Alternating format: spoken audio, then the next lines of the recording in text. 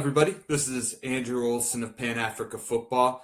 I'm here to discuss the ongoing African Nations Championship, the CHAN. We just finished up our first match day at the tournament, hosted by East African nations Kenya, Tanzania, and Uganda. And with me, as always, is a very special guest, Mattar M'Boge. Always a pleasure to have you on. Thank you for joining us again. Former coach of the Gambia under-20 national team, currently a transition coach at AC Horsens in Denmark. Mattar, how are you doing this evening? Happy to have you. Thanks so much, Andrew. Pleasure to be here, as always. Yeah, and it was really excited, watching these games to hear your thoughts and, catch up and really dig deep into this first match day. Some interesting results. The host nations generally did pretty well. We got 2 out of 3 earning victories. And then also, the North African nations always showing why they're traditional heavyweights, really showing their class, really kind of ready to go right away. And some teams not so sharp. Hopefully we'll see them put on their finishing boots over the course of this tournament. But just wanted to know your general thoughts from the opening match day and just any sort of trends or sort of noticeable observations that you made so far. Yeah, thanks, Andrew. I think it's been a good start to the tournament for sure. I think in terms of expectations, it's actually exceeded my expectations in terms of what I've seen from 2 of the host nations. I think for Kenya and Tanzania, for sure, Tanzania who got the show started, I think they did fantastically well to manage the nerves and use the energy of the crowd to drive them forward. I think that Uganda did suffer a bit from stage fright.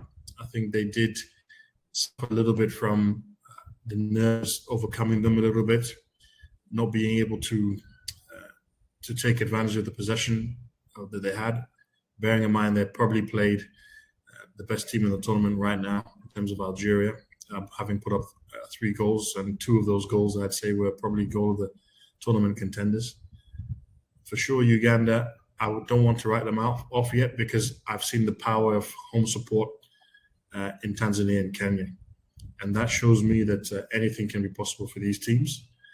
And it is something prevalent in African football where playing at home gives you a strong advantage.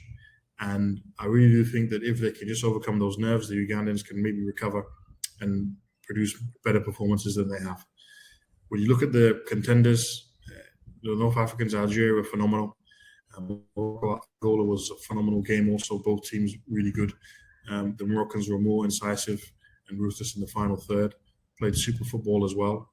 And I think those are the teams to beat.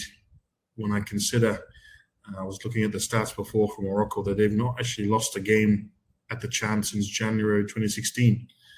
Because they were winners in 2018, 2020, and then the tournament in 2022, they actually withdrew because the Algerians, there was a problem with the flights, and so the Algerians, maybe there was some mind games there, but they actually withdrew from the last CHAN. So technically for them, they'll be saying within closed doors, look, we're still the champions. Senegal won a tournament, but we weren't there. And the Moroccans will be very, very confident in terms of keeping that clean sheet, also scoring 2 goals. Likewise, the Algerians, who didn't concede a goal last time out. I think it's maybe 630 plus minutes not conceding a goal.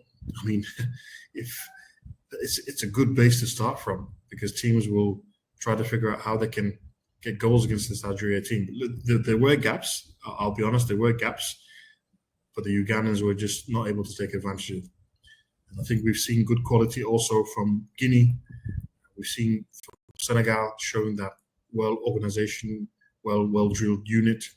And I think for sure they've brought themselves into it with this result, because before the tournament, they weren't looking good at all with 2 defeats. But for sure, this is a great way to start the tournament. And I think for sure the coach has done his homework in terms of plugging the gaps, plugging the weaknesses that they had before the tournament. And it bodes well for them to beat Nigeria, yes, as defending champions, but to beat Nigeria in the opening game, maybe the biggest group rivals on paper, is a big motivation and confidence booster for them. Some excellent points, Mattar. Like you mentioned with the host nations, we're really going to delve deep into how Kenya, Uganda, and Tanzania did.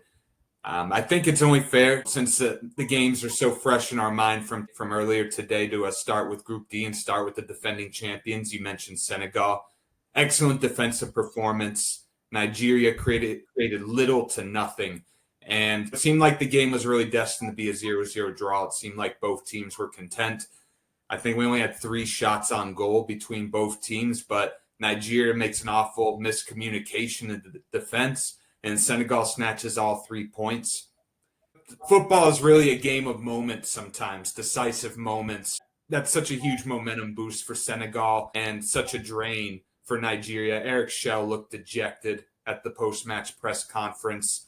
He said his team needed to show more aggression. They only played 20 good minutes in the whole match.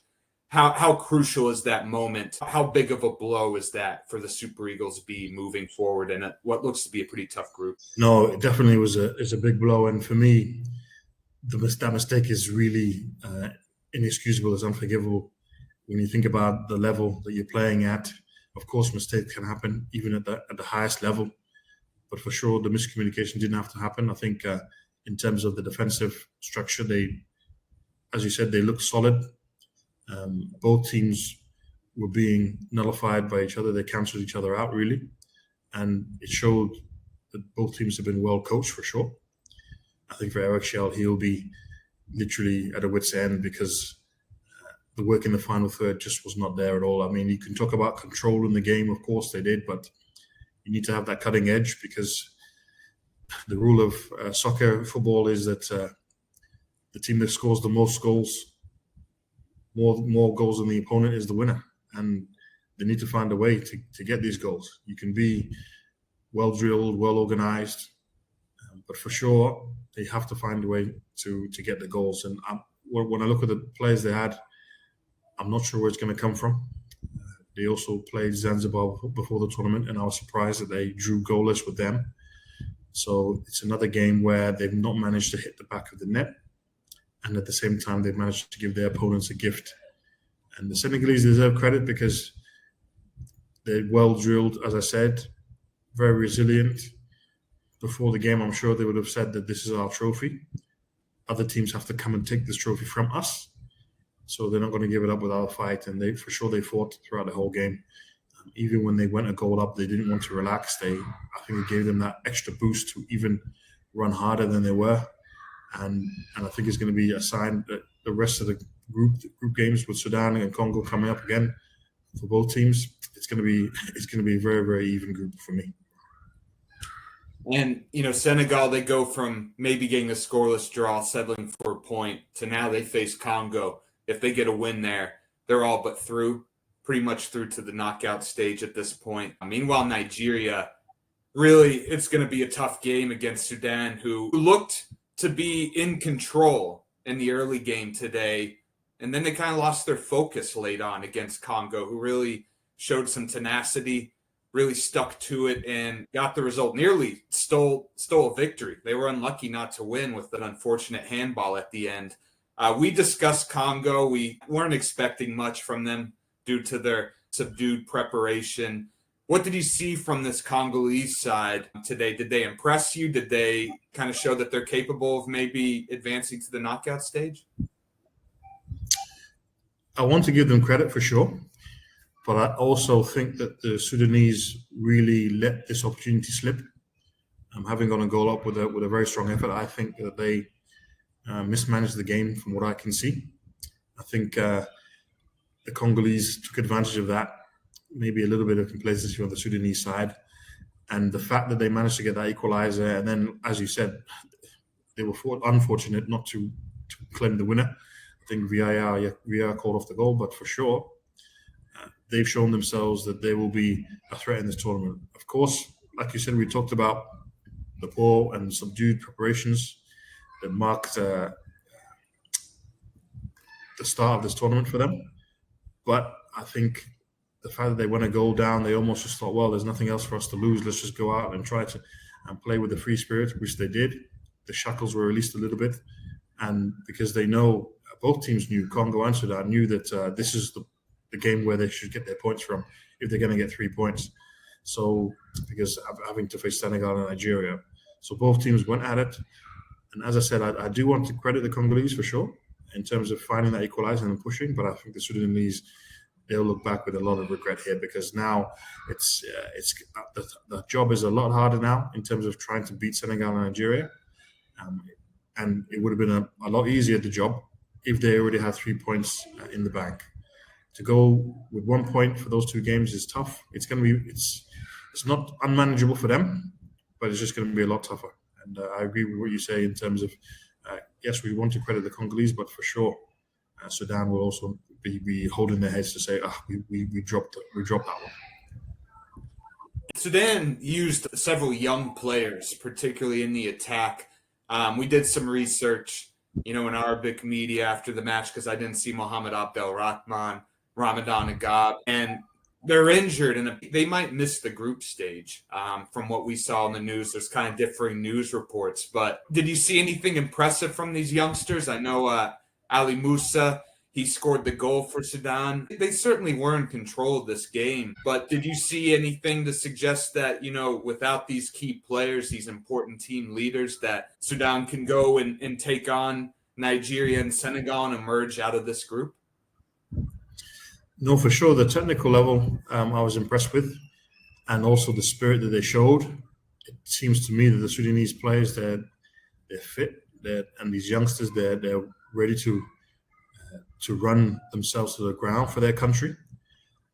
There was just a little bit of naivety in terms of sometimes the defensive responsibilities that they had. They just let their man go, and they weren't so quick to track back in terms of recovery runs. And going forward now, they're going to need every ounce of running speed and power against Senegal and Nigeria. Now, of course, I think they were marking out this game as a game where they should have won and that they would have had 3 points from. Now the pressure is on. And it's going to be a test for the coach, and it's going to be a test to see how he manages the mentality and the morale of the team, how he manages the heads of these youngsters who will be feeling very frustrated, who will feel that their chance has gone, who will feel like it's the end of the world. That's how it is when you work with young players sometimes.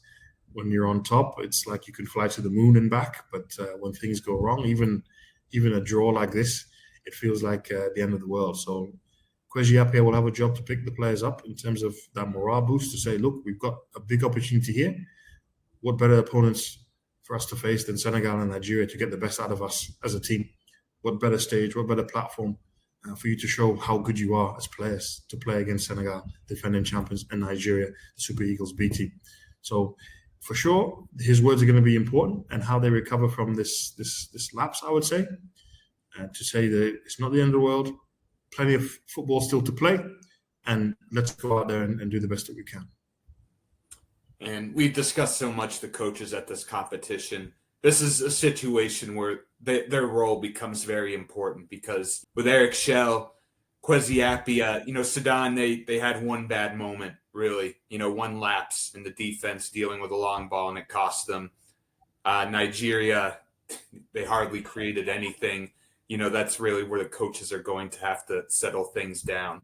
And so, moving on to Group C, where we have another great coach with Algeria, Matchday Bougera. Algeria were just massive against Uganda. The first half was maybe a little bit even at times, but, what I noticed with these North African nations is when sub-Saharan African nations go up to North Africa, the odds are very slim. They're slim to none that they're going to get a result. I remember Tunisia lost to Comoros in Africa Cup of Nations qualifying, and it was the first time in over a decade, maybe close to 20 years, Tunisia had lost to a sub-Saharan African nation at home. But when North African nations go down to sub-Saharan Africa, they tend to do quite well. Of course, they lose sometimes, but Algeria just looks so composed. Their experience really came through. They survived the moments where maybe Uganda were really energetic and looking to push them. So I wanted to ask you, are there certain traits in these North African nations when they come down to sub-Saharan Africa that allow them to get results, to get draws, to get victories compared to when sub-Saharan African nations go up to North Africa? Oh, yes. I think when I look at a team like Algeria, for sure you can see that they've actually got quite a bit of experience in the team. They've got players who know the terrain in Africa, who play CAF competitions. The head coach has played internationally, has also played abroad in Europe, and knows the global game and also knows the terrain, again, like I said, in Africa. And what's helped them, I think, because gradually the level of standards in CAF in terms of pitches, training pitches, in terms of flights, in terms of hotels, is getting better and better. And that has played into the hands of the North Africans, because traditionally, if a sub-Saharan team wants to get the better of a North African opponent, the mind games will start at the airport, holding them for a few hours, giving them a substandard bus, giving them a training ground with a few holes in it, and maybe a few animals running around it, giving them maybe instead of the full 1 hour, you turn off the lights for 15 minutes of it. There's so many different things that have happened in the past. And I think North Africans have built up this resistance, this resilience in terms of knowing what to expect and not letting it phase them. And now they're coming into a tournament where everything is up to speed. There is no hope of, having a bunch of Ugandan fans outside of the hotel and the Algerian players' hotel having a party or setting off fireworks. But these are things that happened, if it was an AFCON qualifier or a World Cup qualifier. And sometimes it was out of the control of the hosting federation, because the fans would just take it upon themselves to do their bit to try to cause trouble. But for sure, I think they have this steel within themselves. I think they have this resolve in terms of staying calm, not allowing things to get to fester and get the best of them. And you can see when they go out onto the field and they executed the game plan to perfection. I agree with you, yes. Even match to begin with, but the coach has come and put his stamp on this team, and they play with so much confidence that, and again, not conceding a goal, it's going to be difficult to stop them. And I think that momentum from the Algerians and then also the Moroccans also starting off with 3 points, I think, and for the same reasons, because, they're also having first-class facilities, and they're also being well taken care of in this tournament. When Morocco's out in Kenya and Algeria is in Uganda. So for sure, that's also added to the comfort level of the players. They feel that they can go out and perform. They feel that the training grounds, the playing surfaces, the changing rooms, the stadiums, it's a fantastic stage to play. And I also think, in contrast, when the Algerians went and they saw a full house in the Uganda National Stadium, I think that actually gave them a little bit of a zip to say, "Oh, let's have a good game today. The crowd is out. Let's put on a show for them." I think that's what the North Africans have got in terms of wanting to perform on the biggest stage. And there's kind of that fight or flight response, right? When you see all the supporters cheering and making loud noise, you say, "Oh no, this is going to be a tough one." Or you say, "Hey, let's break their hearts. Let's silence them." And they certainly turned the Nelson Mandela Stadium into a bit of a mausoleum, especially after that second goal. And that has to feel good. That's something you work for, right?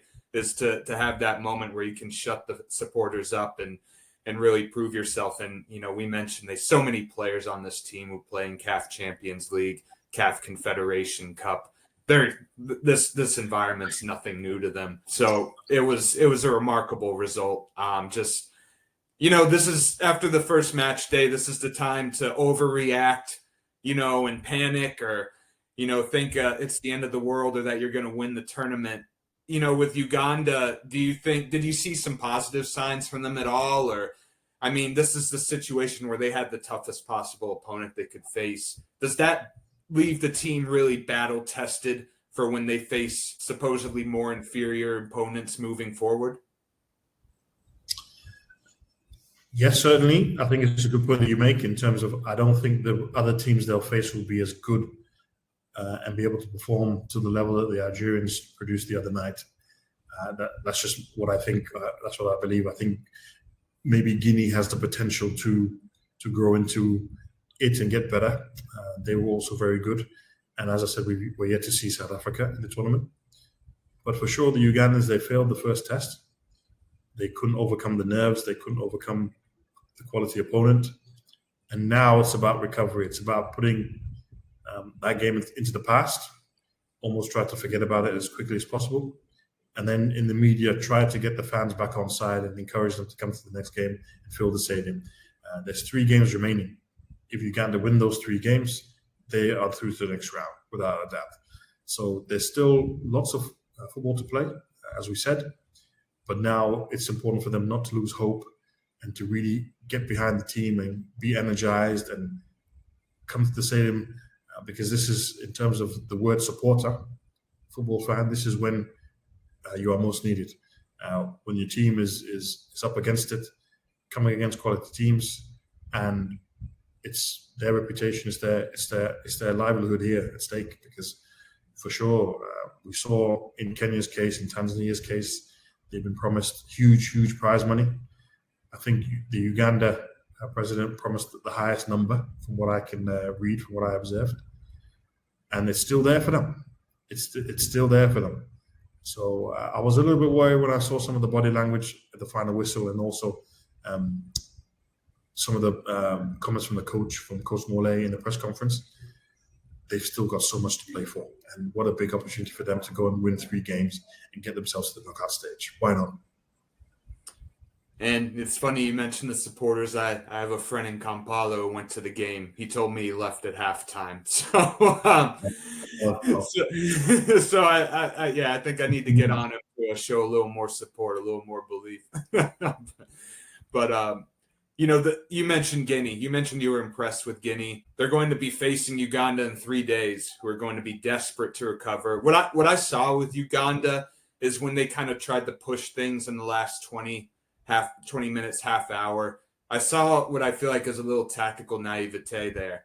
And, they're going to be, the pressure is really going to be on them to generate offensive opportunities. And they're going to be facing a Guinea team that looked very good in their opening game against Niger. Tell us what you liked about this Guinea team and their 1-0 victory over Niger, and how they're going to maybe try to exploit a desperate Uganda team in 3 days so soon after the opening match day. No, I think the Guineans, for sure, they've got confidence and momentum from having won their opening game.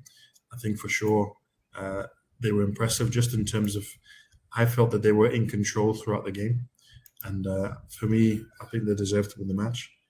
Looking forward, of course, because Niger, yes, we know they reached the semi-final last time out, but it's clear that the team on the first showing doesn't have the same qualities as the team that reached the semi-final. So maybe there's a little bit of rebuilding or a transition in place. But for sure, they can be confident and happy with what they produced first time out. And I think they'll go with less pressure than what Uganda will have, and try to, as we talked about, as you said, for the Algerians, let's quieten the crowd. Let's make sure they don't have anything to sing about.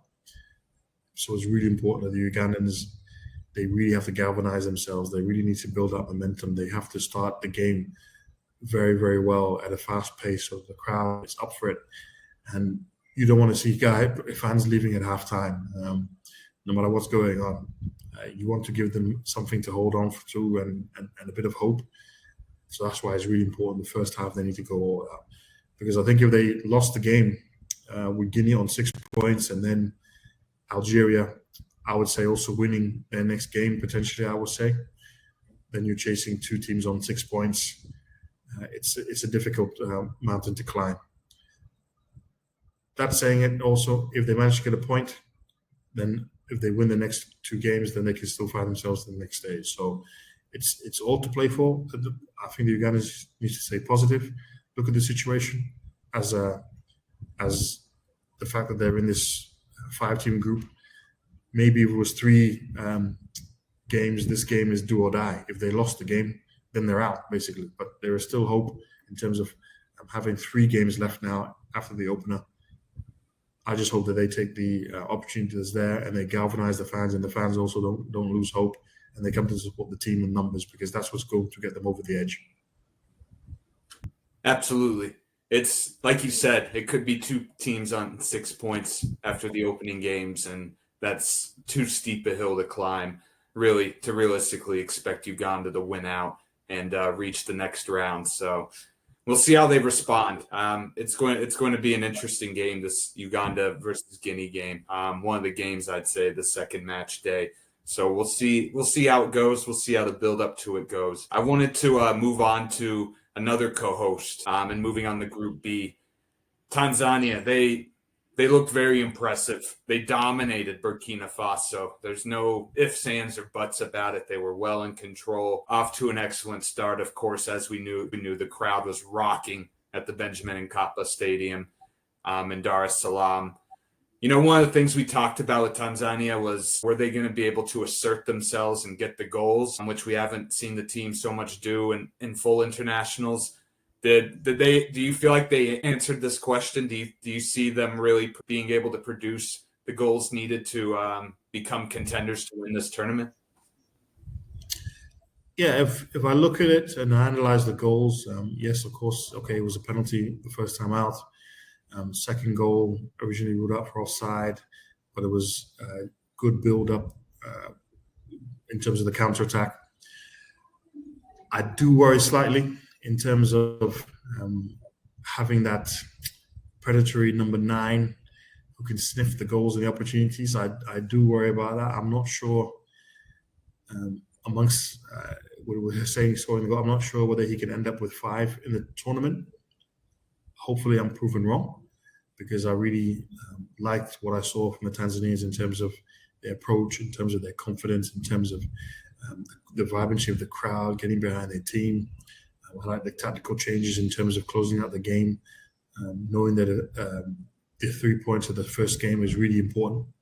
And I just hope they can now almost relax a bit more. The pressure's a little bit off, and go out now and just create as much as they can and try to get as many goals as they can, because of course Dixon Job at the back, we talked about him before being that rock, and I also want to credit their goalkeeper, but for sure they need to make sure that as we said, they need to be scoring goals to win games, and then somebody has to emerge as the one to say, right, I'm going to be the one who takes that goal scoring responsibility on my shoulders. You know, I'm going to make the runs, feed me, provide the chances, and I'm going to make sure that I finish them. Whether it's I only get 2 chances or 3 chances in a game, I'm going to make sure I get the goals. And they had so many opportunities. It could have been 5-0, honestly, and that is the only kind of blight that I see in that, is that, like we discussed, we don't really see maybe a forward. Clement and Zize seems like the most likely candidate, but he's been kind of more involved in kind of creating the danger that leads to goal scoring opportunities. He's kind of both a creator of danger and a finisher. I would say there's still a little bit of a concern about that moving forward for Tanzanian supporters, but they have plenty of time to sort of find that player who can kind of emerge, like you said, as somebody to compete for the Golden Boot, things like that. So I think all in all, I think you give them a top evaluation, maybe not perfect, but they really dominated that match. Now, one thing I wanted to discuss, we saw this excuse from a couple of coaches, notably Burkina Faso and DRC, is that the teams arrived only a couple days before, 2-3 days before the match, and these coaches in the post-match press conferences claimed that their players were tired. Is that a good excuse for you? Do you think that's true? Do you think that's maybe something that host nations, an advantage they enjoy that we don't usually notice at tournaments like these? Or do you think that's a failure to prepare the team properly, maybe something that's the fault of the federations? What do you think of when you hear that sort of excuse from coaches? Yeah, it doesn't sit well with me, and I think I don't buy it at all, because at this level now, federations and head coaches, and I don't really like to sort of try to put the blame on one party too much, but for head coaches, sometimes they can ask for certain things. Oh, we want a training camp, or we want to go to, I think, Burkina Faso in Morocco, or they camped elsewhere. So in terms of the planning for the tournament, they would have known that, okay, if we went for this camp, or if we didn't arrive in East Africa, then we'd be there 2 days before. Now, if you know that, there must be a plan in place to mitigate that factor. That whether you train for 1 hour, whether you only train once out of the 2 days, whether you allow the players to miss breakfast for a couple of days to acclimatize from jet lag and everything, the change in time.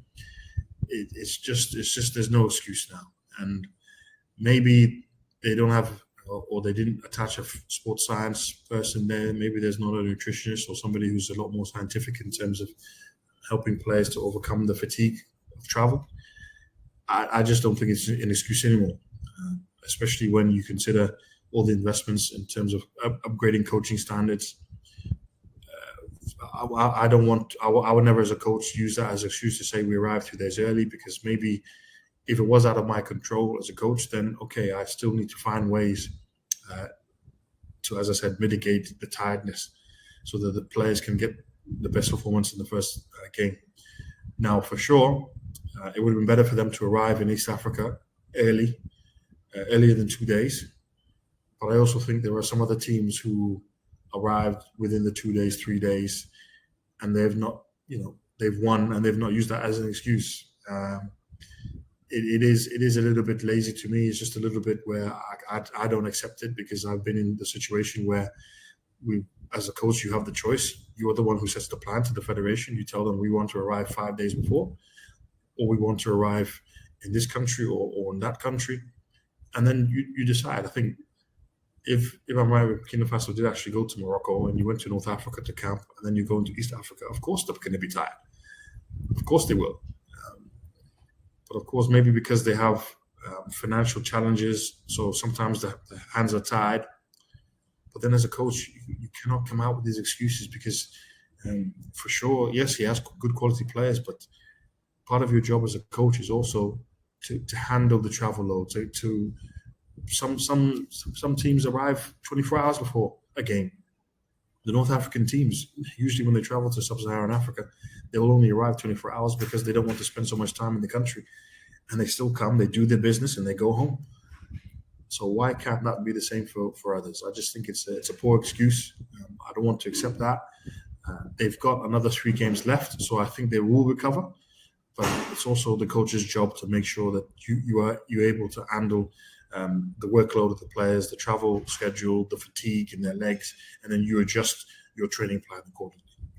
And we do see different styles of preparation, like you mentioned with the North Africans. There's kind of, hey, let's just fly in 24 hours before, kind of the shock treatment where you don't even have time to really think or, think about your environment. And then there's the other approach, which is you arrive early and you spend a lot of time preparing, training and things like that. But either way, you can't really turn to the preparation as an excuse or lack of preparation, because it just kind of exposes your team, and your style of preparation. There are plenty of other teams that didn't use that as an excuse. I don't know about Nigeria or maybe some of the other teams that didn't show up so well on the opening day, but Eric Schell certainly wasn't putting on preparation. He was putting on his players and on himself as well. So it's really, we discussed, we have a journalist in West Africa, Pan Africa football. He said the atmosphere around this Burkinabe team was not good.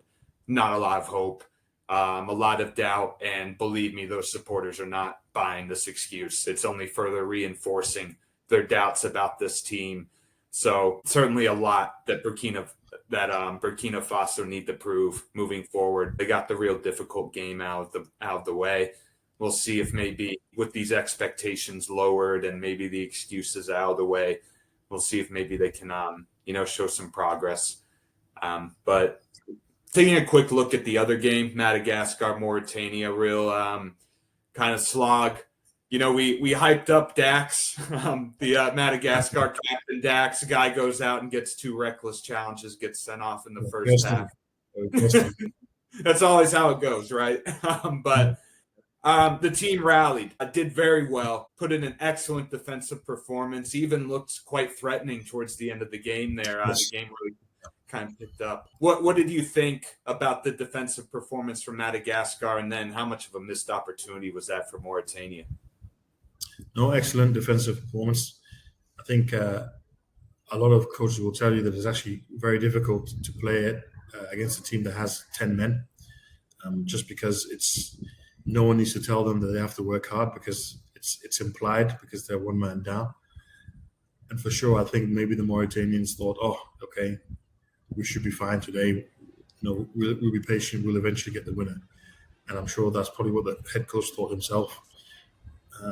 I wasn't impressed with the fact that the Mauritanians look quite toothless to me in the attack. Again, we talk about goal scorers. I'm not sure who's going to be getting the goals for them. For sure, Madagascar Dax is the main man, and to lose him would have been also a psychological blow. But credit to the Madagascar team to come back and be so solid. I actually think they were unfortunate not to actually nick the game in the end and cause a shock. It bodes well for sure in terms of confidence. I think they are now looking dangerous in terms of what they can produce, because we saw last time out in the last tournament how good they were on the counter-attack. I think that's going to be their game plan, their blueprint from now, no matter who they're facing. And I think they can upset the odds a little bit in this group from what I've seen. Yeah. And while Dax might have not given our predictions a very good result there, we did anticipate that Mauritania was going to have trouble creating goals, and that certainly came to fruition. Coach Aritz Lopez Garay was very disappointed with this team in the press conference after the game. Really a lost opportunity. So a lot for them to. But at the same time, that opening game, like you mentioned in one of our discussions, is you really just don't want to lose, and at least there's still plenty of time left to kind of gather the team and get themselves going. So I think, moving on to Group A, really wanted to talk about Kenya with you. Benny McCarthy was in full form at the press conference after the game. That if we get beat, we hold our hands up and we say, congratulations, we were beaten by the best team. But if you don't turn up to come and play against us with heart, you're gonna have second comings, and we will just end up nicely. Once we've done what we needed to do, we count our winnings. So he is really relishing, I think, being the number one guy in Kenya. Being the guy who everybody's turning Kenyan hopes to. He was in rare form in the press conference. Kenya, they struggled. They got off to a difficult start against DR Congo, who really kind of put the pedal to the metal in the opening stage. But Kenya, they suffered.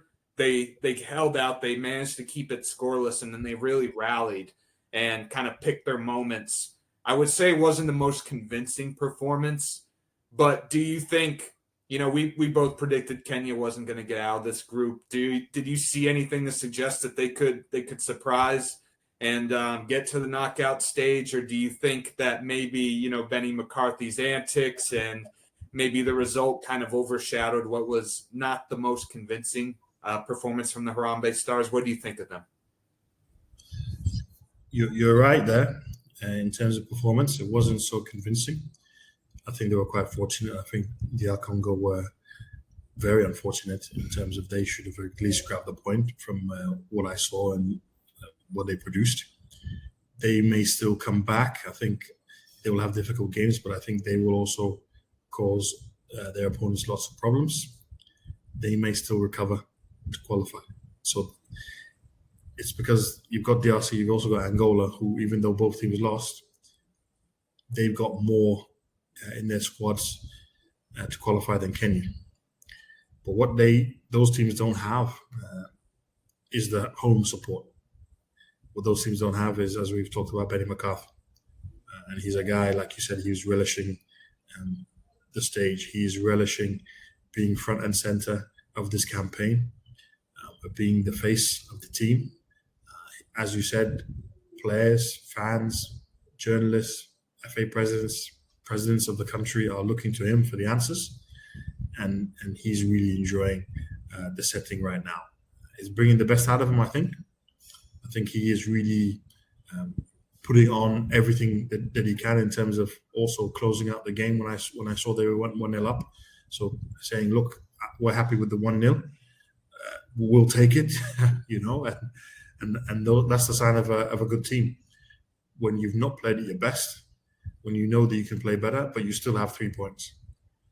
And winning is a infectious feeling. Winning is a very, very good feeling. And he will do everything he can to explain to the players that the hard work continues. For everything that they've done, as difficult as it was, the pressure, the butterflies in the stomach, just being nervous as they would naturally. Now it's time to ramp it up because the games are only going to get harder and harder, and the pressure is going to be increased even more and more. For all the wins, the more wins they get, the more prize money they earn, the more pressure they have. I heard that some players, when the president declared the prize money, that they were receiving calls from strange numbers and, relatives coming out of nowhere.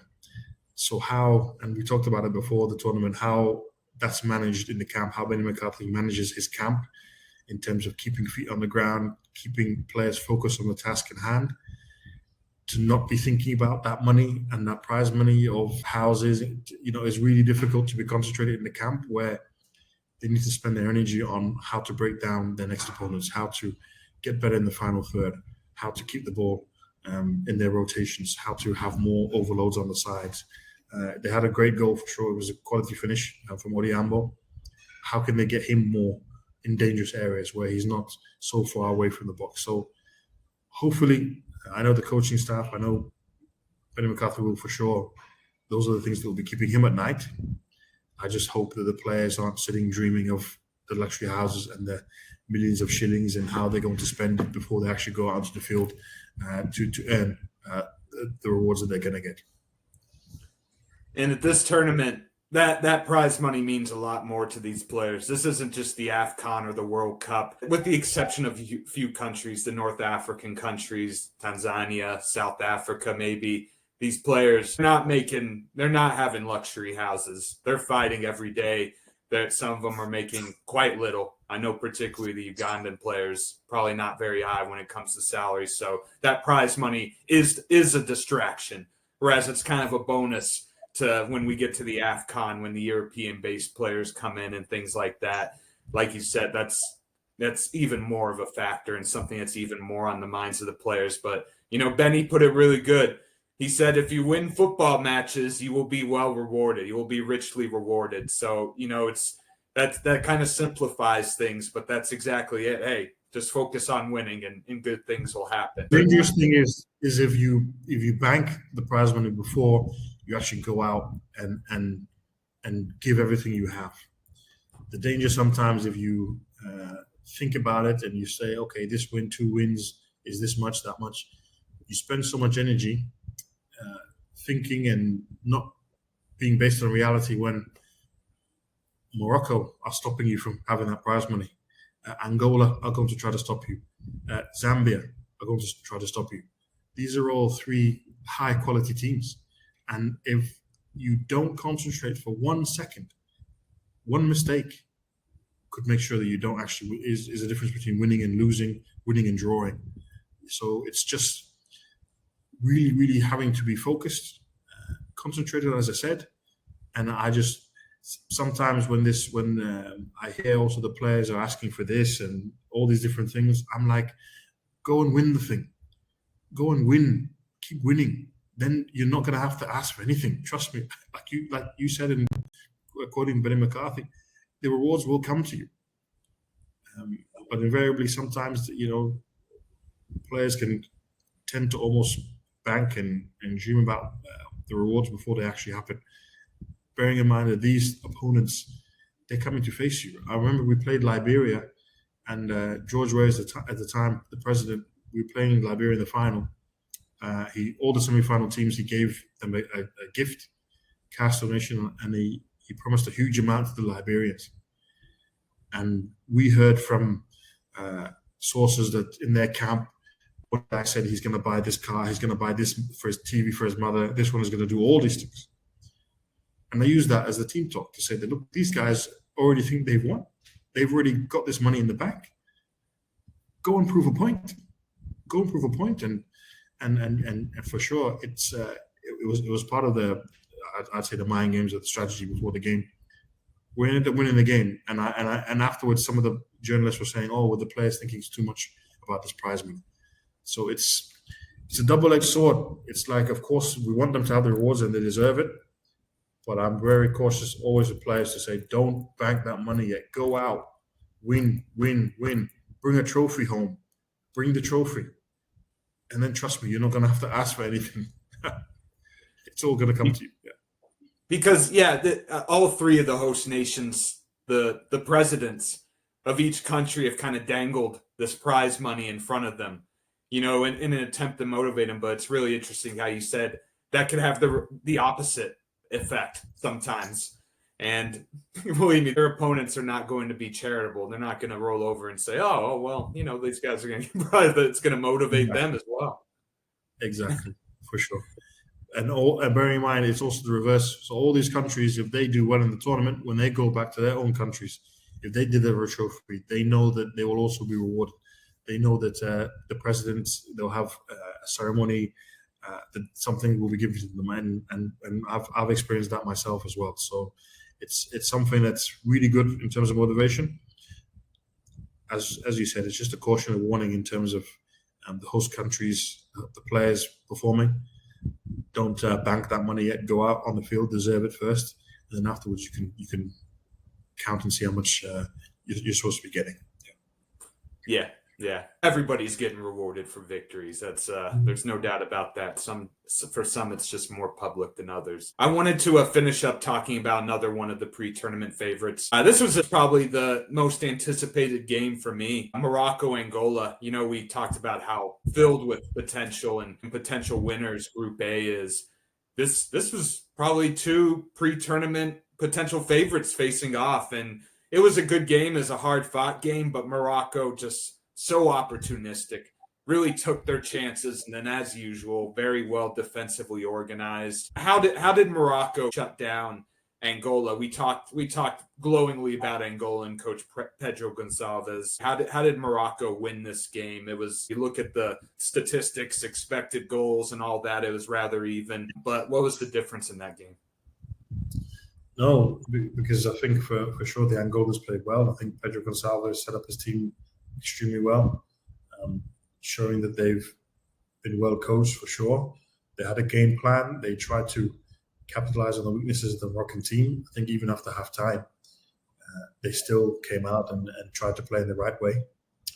But for sure, the Moroccans were just a class above. And we talked before the tournament about this winning culture that they have. And I think we're in the middle of an era where Moroccan football is going to dominate African football. For sure, if you tell me that maybe this is not the strongest Chan team they could have picked, and the way they dismantled the Angolans, it's very, very impressive, and it speaks of the quality and the talent pool within Morocco. It speaks of their organization. It speaks of their preparation. It speaks of the conditions that they've given the coach.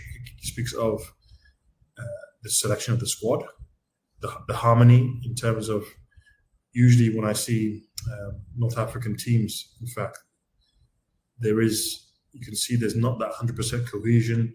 They like to argue over things on the field. The team looks so united. When I see these celebrations, everybody it is like a family. And in my experience, that is the key.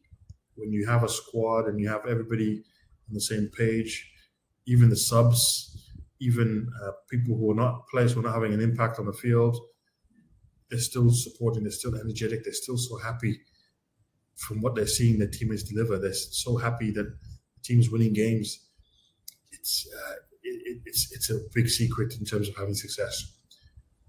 And I think it's a warning also for the other teams, because as I said, they've not lost a Chan match since January 2016, over 9 years. And I think for sure they're going to be difficult to stop. And the likes of Kenya, DR Congo, Zambia, when they come out, they're going to have to be at their absolute best to get anything out of the game.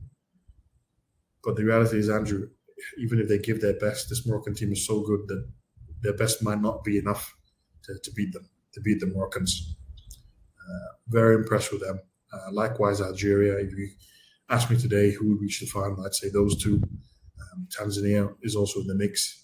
But I was really impressed with what I saw from the Moroccans.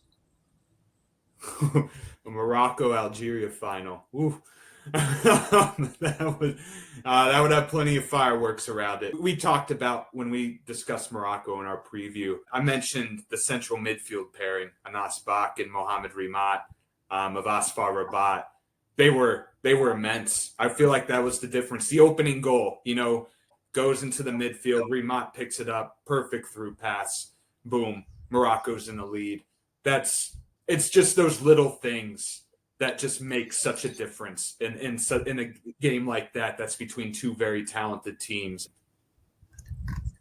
No, for sure.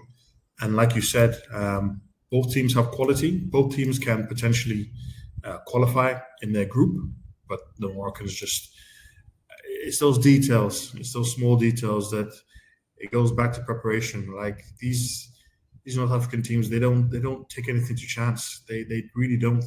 They'll have sports scientists. They will have nutritionists. They bring their own chefs. Every detail is taken care of. And the idea is to motivate the players.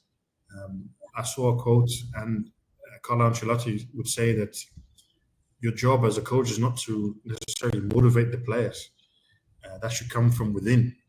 So when players see that they've got their own chef, that they've got chartered flights, they've got all these things taken care of, they know that the country is investing in them. It motivates them to give their best. But as coaches, we should not be the ones to demotivate them.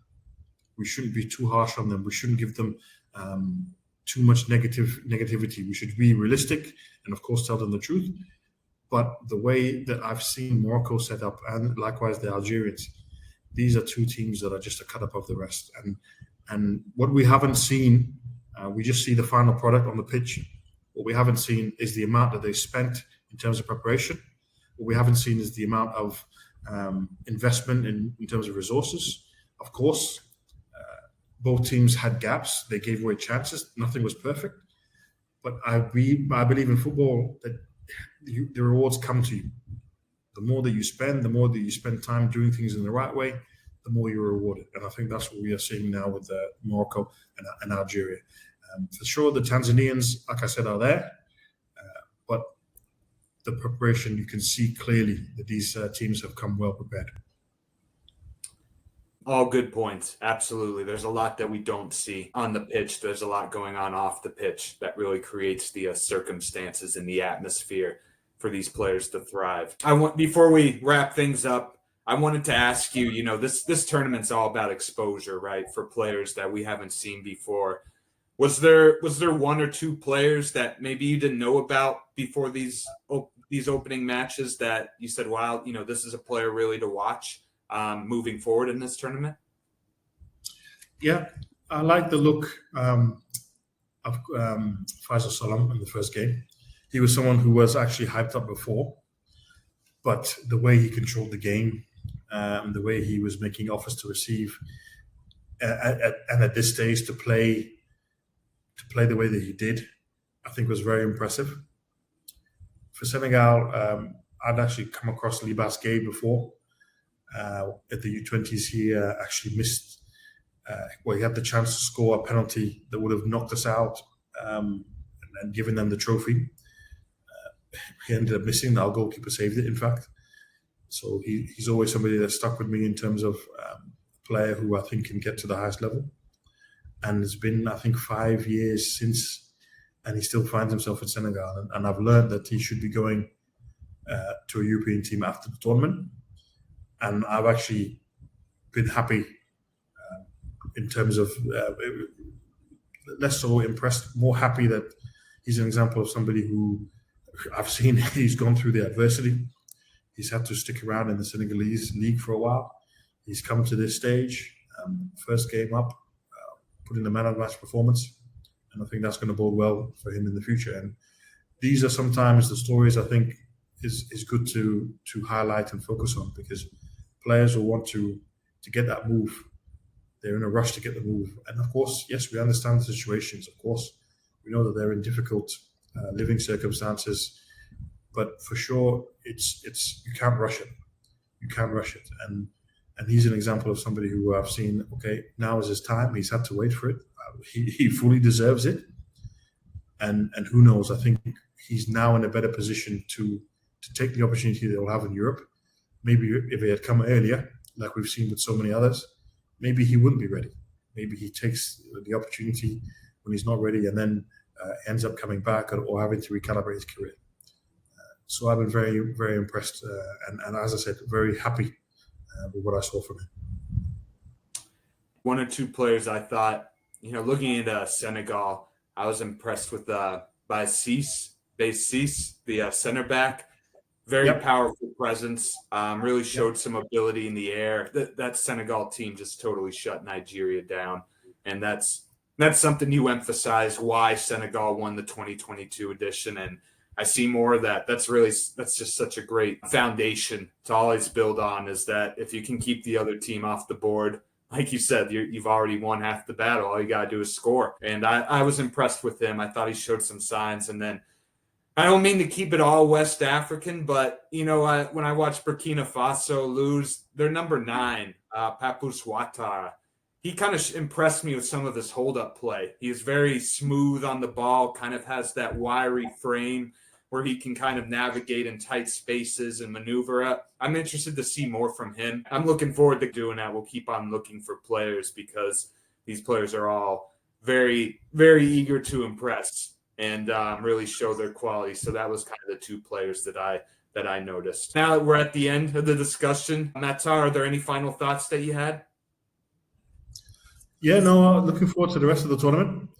I really think that looking at the way that the fans have been packing the stadiums with Kenya, Tanzania, Uganda, less so with the other teams, I think it's given me sort of food for thought in terms of maybe in future AFCONs, if CAF want to have even more sponsorship, even more people coming to games, then maybe they need to look at this co-hosting, where you have 3 host countries, because it guarantees you, let's say if it's a 14 group, at least 3 of those games for each host is going to be packed to the stadium. It's going to be a packed stadium. Whereas I look at the tournament, next AFCON being held in Morocco, of course, every game Morocco plays will be full, but that's only going to be 3 games. Now, if you're able to multiply that by another 2 host countries, let's say the hosting is by zone. So let's say Algeria has a group, Egypt has a group. Of course, those stadiums are going to be full also, Andrew, aren't they? So it's just something where maybe because of the realities of Africa, whereas in Europe, because of Schengen and the freedom of movement, so fans can move freely. They also have, in terms of the lifestyle, they can also budget and afford to go to these tournaments and travel and spend the hundreds or the thousands that are needed to stay in hotels, to travel by land, by car, by air, by train. But in Africa, the reality is it's a lot difficult. There's not going to be so many fans who are going to be able to travel from North Africa to East Africa. There's not so many fans when you look at the Senegalese, the Guineans, Mauritanians who are able to travel to East Africa. So maybe the answer in terms of trying to get as many supporters in stadiums as possible is to host it zonally. Like here, we've seen the East Africans. I'm impressed already. I'm impressed because I think there was so much delay and so much controversy around the stadiums, rightly so. But it's allowed everybody to have the right time to get everything into place. It's going smoothly. So far, so good. But maybe this is the model for all the tournaments that CAF should host. So it goes to East Africa. The next time maybe it goes to South Africa, Southern Africa. South Africa plus Zambia plus Angola maybe, just off the top of my head. Can West Africa host it? Can Nigeria, Ghana, Cote d'Ivoire simultaneously host? The same for North Africa. So that's just something that was quite apparent in terms of when I look at the big success in terms of revenue, sponsorship, and the product in terms of from the eyes of the world when they see a game with this full stadium, lots of noise around it, whereas the ones being held in Zanzibar, where you can see the empty seats, you hardly hear any cheers when the goals go in. That's not the best product of African football, in my opinion. I think that's an excellent way to end the discussion on Mattar. We've raised a few points where CAF needs to improve this tournament, and this is a tournament that struggled to build fan interest, but East Africa is very fired up for this, and they're really showing up for this tournament. So, and that's something we're seeing with the World Cup as well coming up. So it seems like this is certainly the trend, is this hosting in multiple countries. They're examining these sorts of things, and they're finding this trend really helps. So I think that's a good observation to end the discussion on. Well, thank you everybody for tuning in. Thank you so much, Mattar. We really got deep into this opening match day, and I hope we can do it at the end of match day 2 and match day 3. Really enjoyed it as always. Always appreciate your insights, and thank you for tuning in, everybody. And we'll see you perhaps after match day 2. And for Mattar, I hope you all have a good one. And thank you once again, Mattar. Thanks so much, Andrew, as always. Yeah, catch you soon. Look forward to it. All right.